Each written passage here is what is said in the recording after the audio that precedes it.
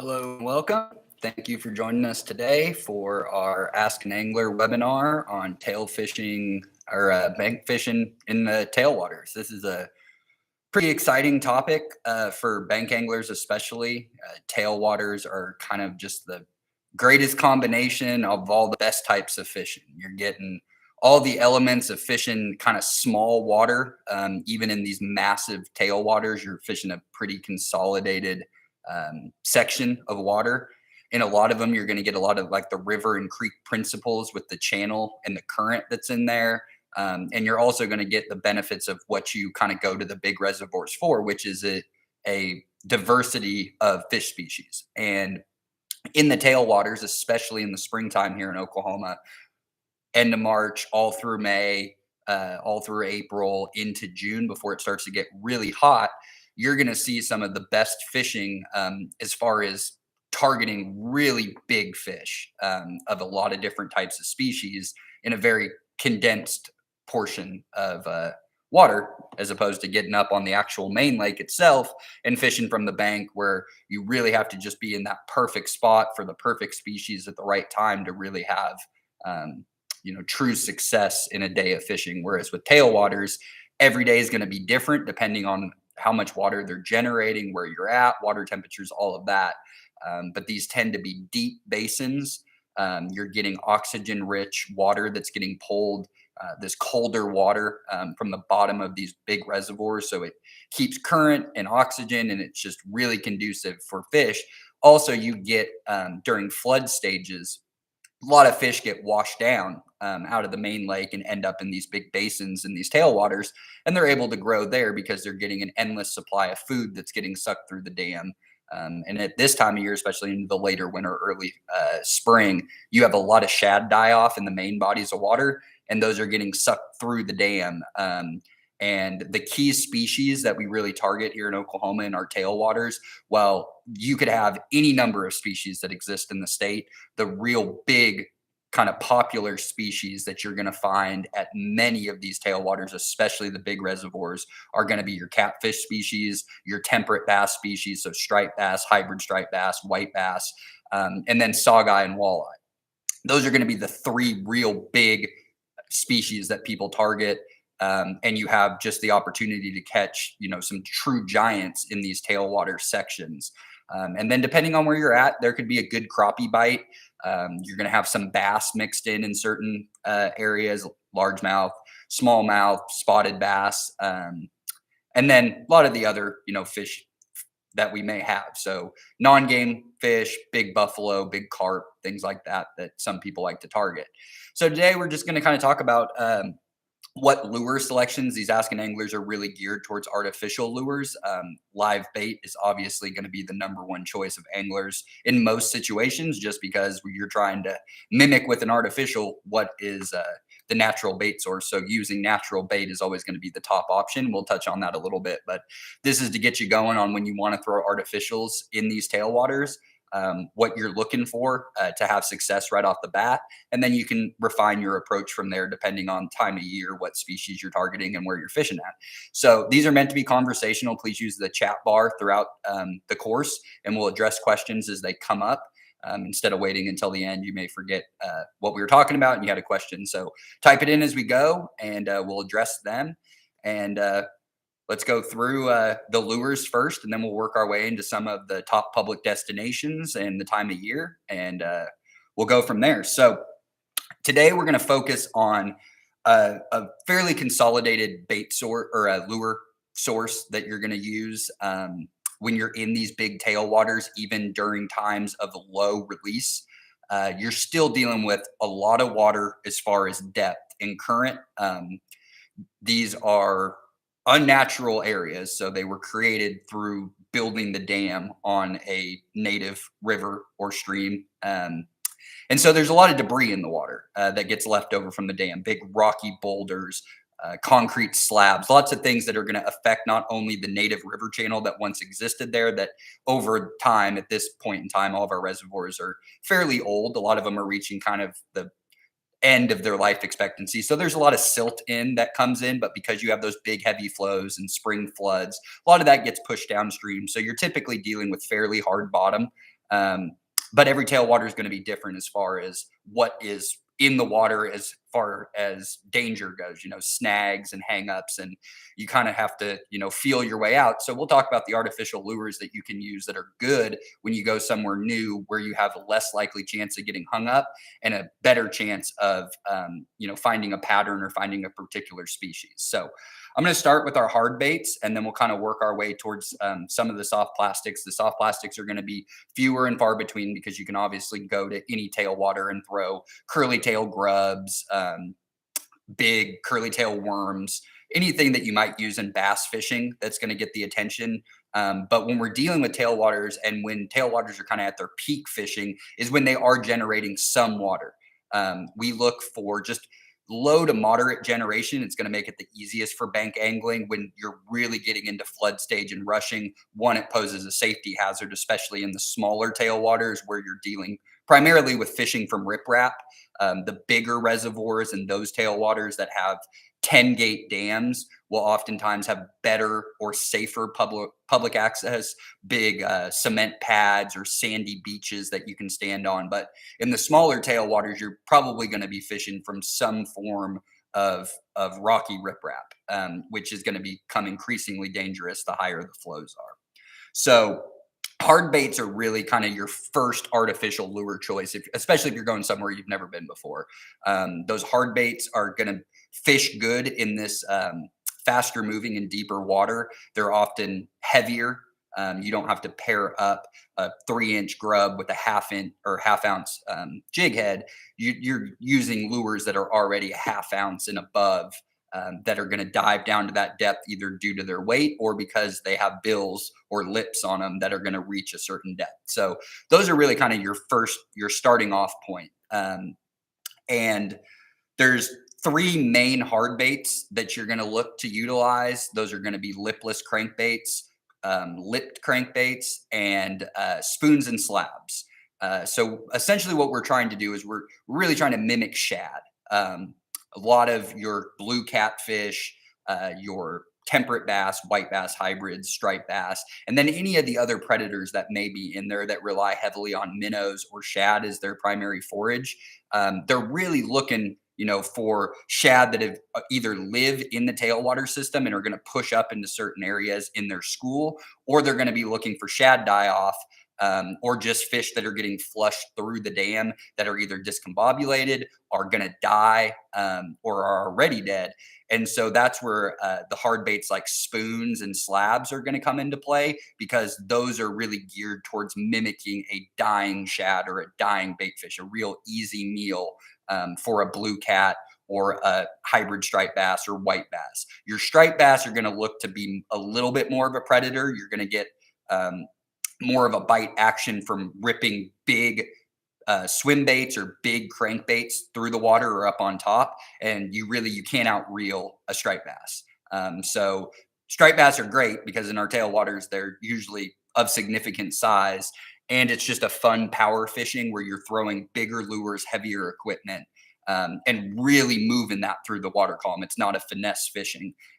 So it's most of these artificial lures when we're fishing in the tailwaters is a pretty basic style of fishing. It's a real true cast and retrieve, medium retrieve to a fast retrieve, which is fun because the bites are going to be substantial when they hit a bait that's moving that fast.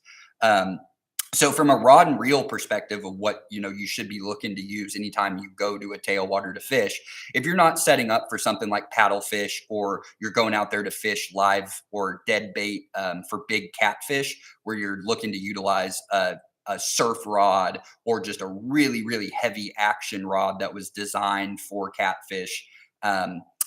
The rest of us who are going to go and maybe try to get into the multi-species action, you really don't want to be utilizing anything under like a medium heavy action rod. You want to make sure that you have enough if you hook into a big fish, especially with the deep moving water and current. You got to have enough tackle, one, to support these larger lures that you're throwing, but in order to land these fish once they've been hooked. So medium action rod at the small end paired with 10-pound test in a smaller tailwater is a good starting point. But the major ones, especially where there's going to be bigger predators like on the Arkansas system, Caw Dam, Keystone Dam, below on the Neosho system, Grand, Hudson, Fort Gibson, Weber's Falls, and then below Eufaula on the Canadian.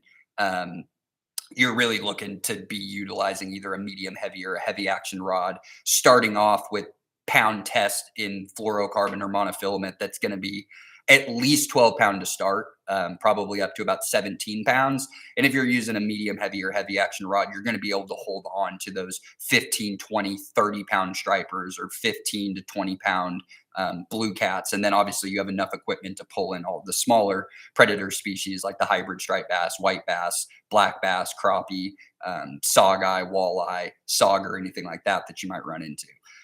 So one of the questions popped up, what length of lures would be ideal? So kind of depends on the lure that you're using. Crankbaits are oftentimes in a kind of a smaller body profile, a lipless crankbait like a rattle trap, or a square bill, kind of like a bass lipped crankbait. You're going to be looking somewhere in the 2 to 3 inch range for a body profile. But when you get into like the soft plastics or the spoons and slabs, you could be using all the way up to a 7, 8, 9 inch bait profile, especially if you're there just to target trophy fish.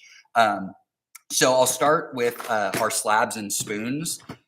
These are going to require the most technique when it comes to fishing if you want to do that. You can also cast these out and just straight retrieve them, and they're on a half swivel. They're going to flicker and look like a shad that's moving through the water, but you can also throw them out and jig them back to you where you're popping it up through the water column, allowing it to flutter back down like a dying shad or bait fish when they've either been stunned or something's happened, cold water, anything that's discombobulated them.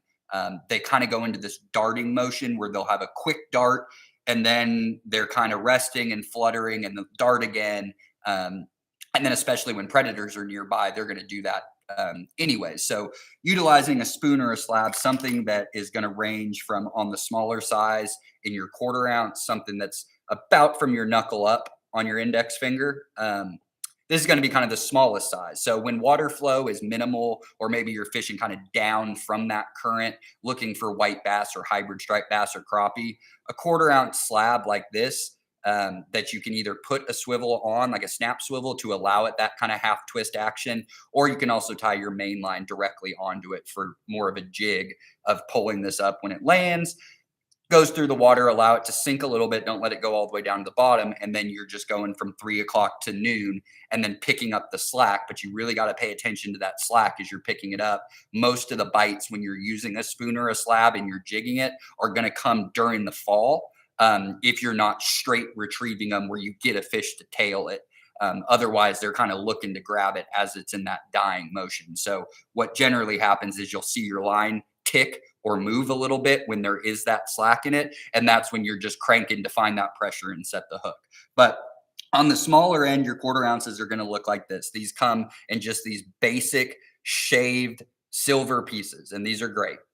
You're going to get a lot of flash in these in the clearer water of tailwaters on sunny days, little overcast days where it's bright enough outside. That silver shine is going to get a lot of attention in the water as far as that shad flicker.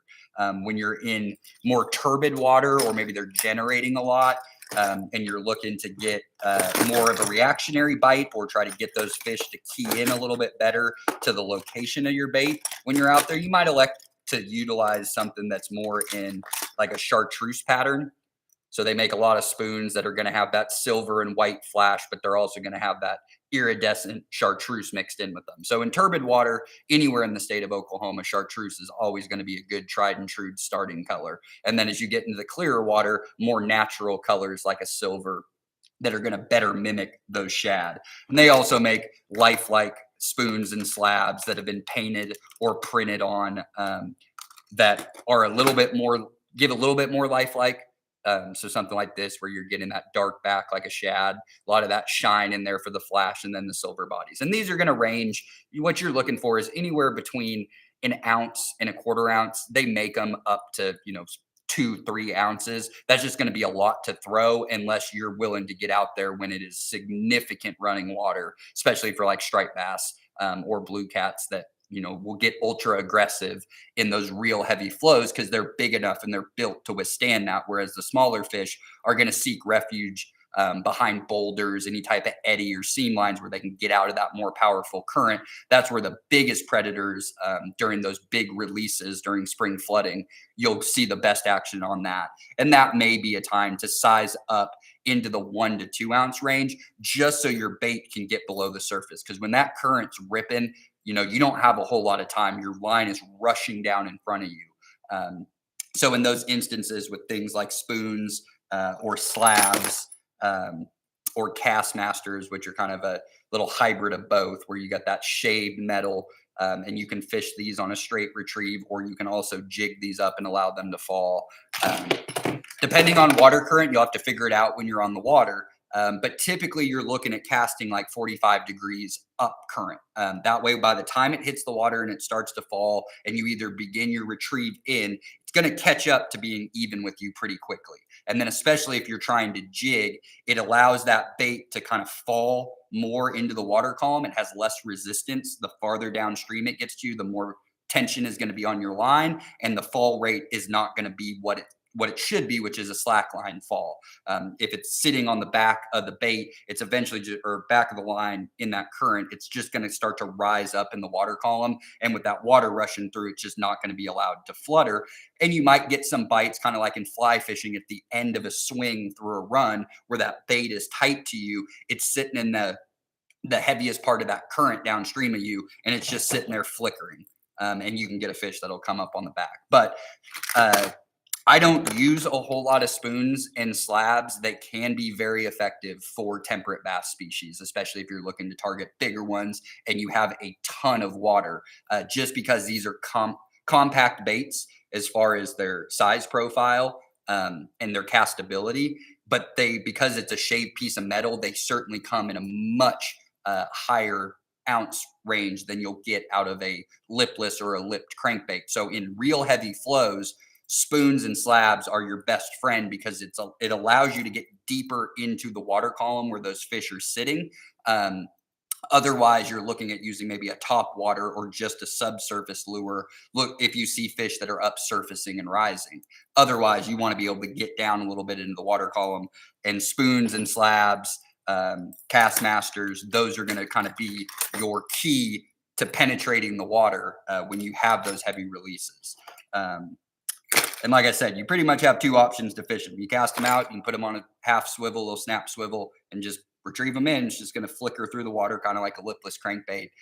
But they typically get the best action when you're jigging them and allowing that bait to fall on a slack line, and that's when you're going to get the majority of your hits.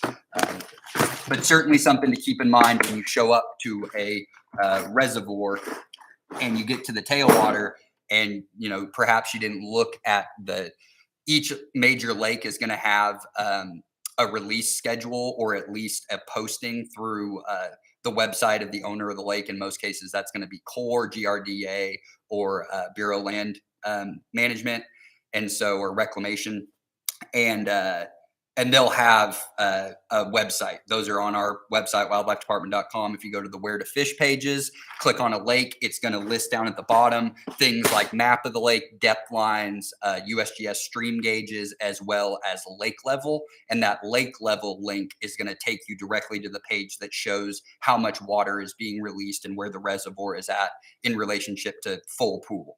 And those are good things to look at before you go fishing, especially when you want to get in on good fishing when there is generation. Sometimes you show up to a tailwater and there's no generation. It can be slow and you struggle to catch fish. That's a good time to use live bait and fish off the bottom. The next set of hard baits that can be effective, and this is all just going to be based on how much water is pushing through, getting your bait down to a certain depth, are going to be jerk baits. These are going to keep you out of the snags on the bottom. You're not going to have a chance to get down to the bottom, even if there's no water being released. Most jerk baits are fairly light baits. And they're meant to kind of be fished in the middle of the water column. That's just where they're going to end up. And you're going to have different classes of jerk baits. You're going to have suspending, slow rising, or slow falling. When you're fishing tailwaters, each one kind of has its own benefit. If you're sitting in slower moving water, a slow rising bait might be the way to go.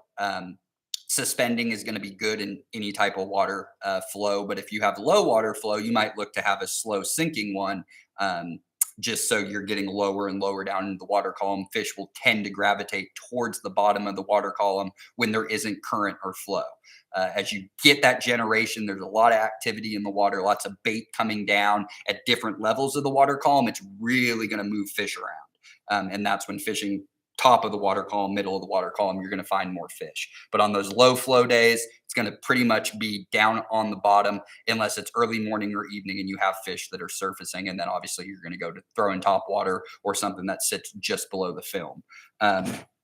Jerk baits, just like all of the lipped and lipless crankbaits, there's going to be tons of brands, tons of different makes and models. What you're really looking to key in on are shad mimicking baits. So things that are in silver, things that are in chartreuse, things that are in like blue or black back with either some orange or yellow, chartreuse, silver mixed in.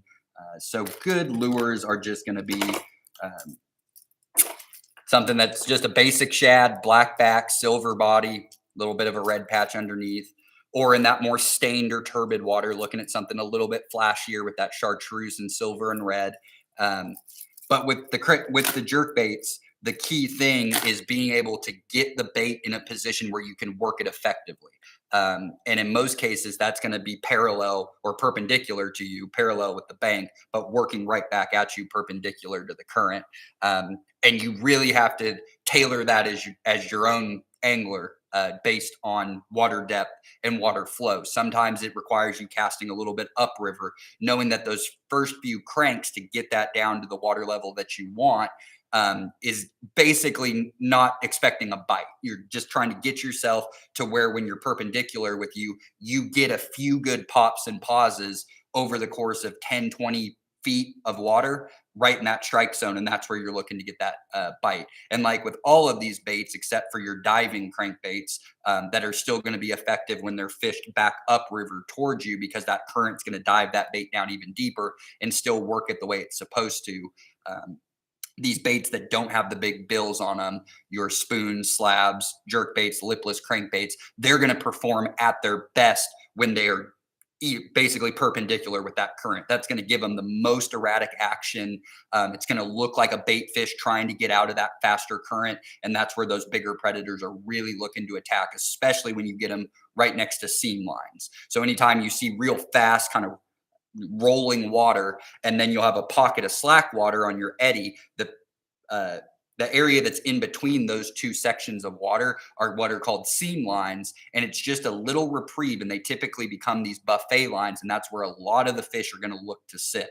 Your bigger predators, your striped bass, your blue catfish, especially the ones that are over 10, 15, 20 pounds, they can stay out in that faster moving water. That's what they're built for. But those smaller fish, they're going to look to get a reprieve, because when they're in moving current, they're burning a lot of calories. And that's why river fishing and tailwater fishing is a lot more productive and consistent more of the time, because you have current, you have oxygen, and these fish are having to expend calories every single minute that they're out there. So they're constantly looking to feed. Whereas fish that have adapted to reservoir living, since Oklahoma doesn't have any natural lakes, these are all riverine species, our native fish, who have adapted to living in a still environment within a reservoir, allows fish to reach greater sizes, particularly largemouth bass, smallmouth bass. But they're also lazier. They don't have to expend as many calories. They see a lot of lures, get a lot of pressure. They're a little bit more difficult to catch day in and day out. Whereas in rivers, creeks, tailwaters, where you have moving water, these fish are much more apt to feed more often than not. So it really puts you as a bank angler in that great position to target multiple species, to target bigger fish with kind of the environment of fishing a pond, because there's just not a lot of water. There's not a lot of shoreline that you have to cover to get into fish. And there's lots of different makes and models, sizes of jerk baits or jerk bait-esque baits. The ones that have a little bit bigger bills on them, dive them down deeper, can also be fished like a straight crankbait, and you can medium retrieve them, and they'll just stay on a real nice tight wobble through the water. But these long, slender profiles, they're meant to be given a quick jerk through the water. And as they do that real quick turn, and then they stop. And then based on what type of lure they are for a jerk bait, they're either going to slowly rise in the water column, or they're going to sit there until you're ready to pull it again, or they're going to just slowly sink until you pull them again, and that'll raise them up in the water column and pull them right back down. And that's why they put these bills on them, especially on the rising jerk baits, because with that propensity to come up, the second you jerk it again, it's going to dive it right back down. And hopefully you find where in the water column is the best for the strike zone and you look to attack that.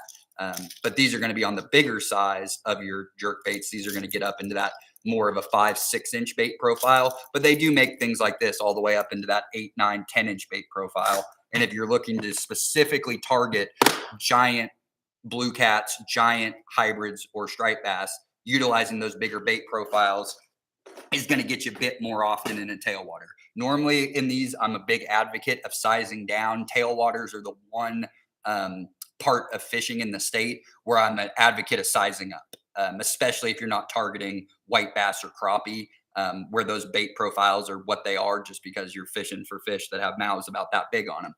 But you get out into this big roaring water with big predators, lots of natural bait around. Sometimes it takes throwing that big cheeseburger out there to really get their attention when you're competing against all this other natural bait that's in there.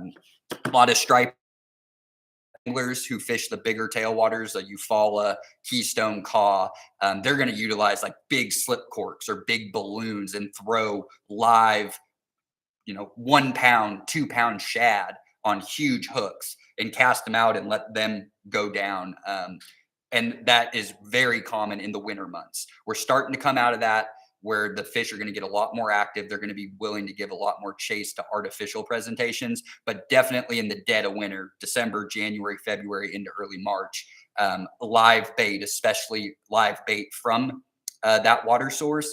And in most cases in tailwaters, you are allowed to throw a throw net. So you're able to get a live bait source from exactly where you're fishing, which is always going to be the best live bait that you can get. And that's going to be shad or skipjack herring in most cases if you're looking to target big fish.